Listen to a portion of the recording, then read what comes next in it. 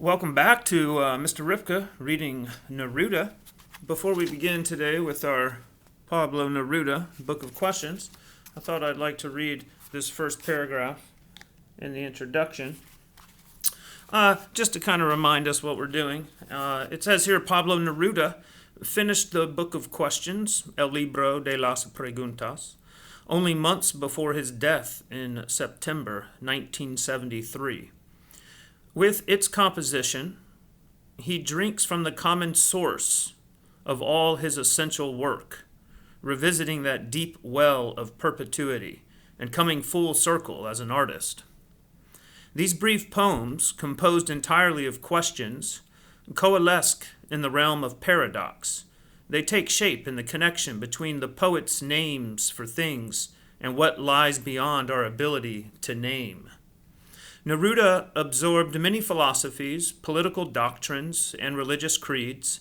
He evolved through an array of poetic styles and voices, but his passion lay in improvising on essential rhythms of perception to reveal unspoken and unspeakable truths. Beautifully said. And with that having been said, let us get to some of these beautiful, unspoken, unspeakable truths.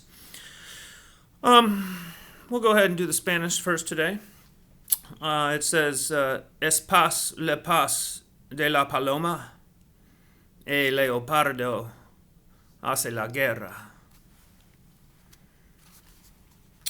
Porque enseña el profesor la geografía de la muerte. ¿Qué pasa con las golondrinas que llegan tarde al colegio? ¿Es verdad que reparten cartas transparentes por todo el cielo? All right, in English. Is peace the peace of the dove? Does the leopard wage war? Why does the professor teach the geography of death?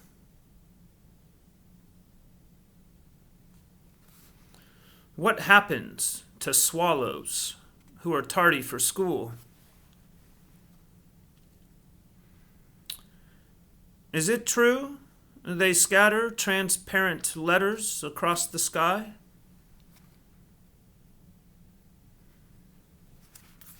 Such beautiful questions. You know, I was thinking this is the seventh poem we've done, seventh day, and I'm starting to recognize and observe some repetitions in imagery. And I'm just to bring it full circle a little bit before we move on for tomorrow.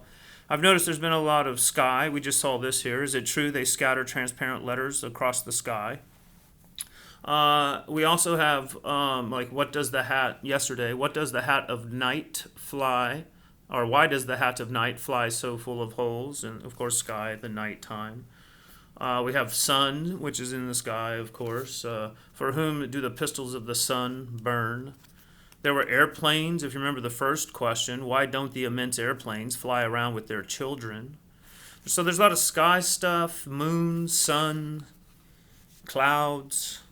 Of course, we had the one with the smoke talking to the clouds. Does smoke talk with the clouds? And then we had the clouds crying. Why do clouds cry so much? Each time they are happier. Anyway, we have a few other ones too. We have colors. I noticed yellow was used quite a bit. Of course, the first poem with the second question was which yellow bird fills its nest with lemons? And then we had the yellow, suns are yellow, of course. And then we have why do leaves kill themselves when they feel yellow? So anyway, a lot of interesting use of the color yellow. He loves animals. Right here on today's, we had his peace, the peace of the dove. That is peace like this. And then we have, does the leopard wage war? So we have, of course, a dove, a leopard. And then we had a swallow, so we had a bird. If you remember right, we had a turtle and a camel. We even had a shark. And of course, the bees. How many bees are there in a day? He loves bees. Where can a blind man live who is pursued by bees? Was another one. Um, and of course, he has nature too. He has leaves, flowers, fruits. He had an orange in there, and he also combines it with some industrial imagery, automobiles, trains, helicopters, and then just cream of the crop there, he throws in literary allusions too.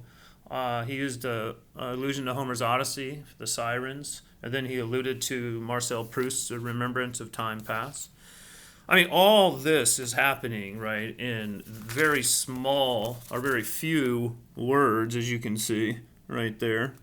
I mean, it's just 7 poems so far, and about more or less 4 questions per poem, so roughly like 28 questions, and he has used his imagination to combine all these images and all this in an interesting rhythm too, in order to, as it says here, to perhaps reveal unspoken and unspeakable truths. And maybe that's one thing we can think about today is the power of the imagination, how it allows humans to unite things, bring things together. And when we do bring things together that perhaps aren't normally brought together, we can sometimes reveal some unspoken and unspeakable but essential truths. So I hope you use your imagination today.